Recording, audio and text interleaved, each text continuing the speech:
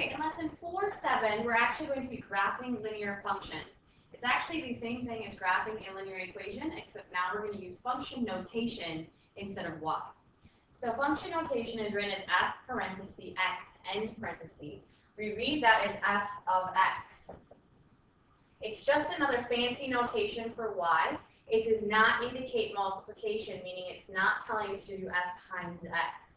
It's just simply a fancy notation for y. So I could really, anytime I see f of x, I could really cross it off and just substitute y for it if I wanted to. So for example 1, we have the function notation equation is f of x equals 3x minus 15. The problem says what is the value of the function when x is negative 3? So what I'm going to do is every time I see an x, I'm going to substitute negative 3. So really what this is saying is that the function of negative 3 equals 3 times negative 3 minus 15.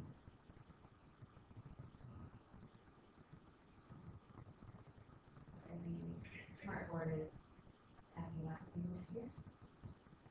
Negative 3 minus 15. So now I solve the function of negative 3 by doing the math that is listed here. So the function of negative 3 will be negative 24. And if you're doing the standardized test point, this would be letter A. That is how you do example 1. Example 2, then, we have the function notation equation of f of x equals 2x minus 10. This time they want us to find the value of x when f of x equals 6. Remember, I can't take or substitute f of x and just simply call it y. And I can do that in both the equation and the question. So now really all I have to do is substitute 6 for y and solve for x, just like we did back in chapter 3.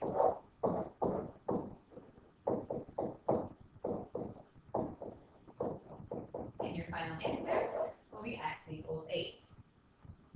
So in example 1, we had to solve for f of x. In example 2, we had to solve for x. So you should be able to go both ways. And then in example 4, we're actually going to graph function notations. We're going to do 2 of them in the same coordinate plane and compare them.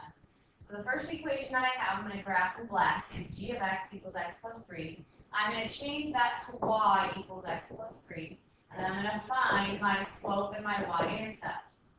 Remember, the slope is a number in front of x, so I'm going to put 1 there. And that tells me that my slope then will be 1 over 1 as a fraction. And my y-intercept is 0, 3. Then I'm going to do the same thing for the f of x equals f graph, because I need to compare it to this. I'm going to change the f of x for y, find my slope, which is 1 over 1, and my y-intercept, which is 0, 0.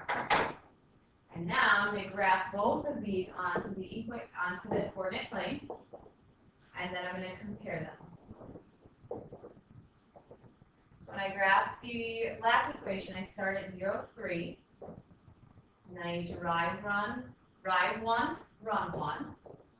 But I ran out of graph, so I'm going to make both of those negative to go the other direction to get 3 points in my line. And then I'm going to graph the red equation. Starts at 0, 0, rise 1, run 1. So if I graph both of these on the coordinate plane, it will look like that. When I compare these graphs, all I have to say is that they have the same slope with different y-intercepts.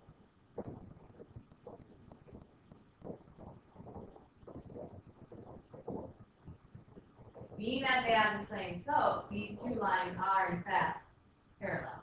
And that is how you do example 3.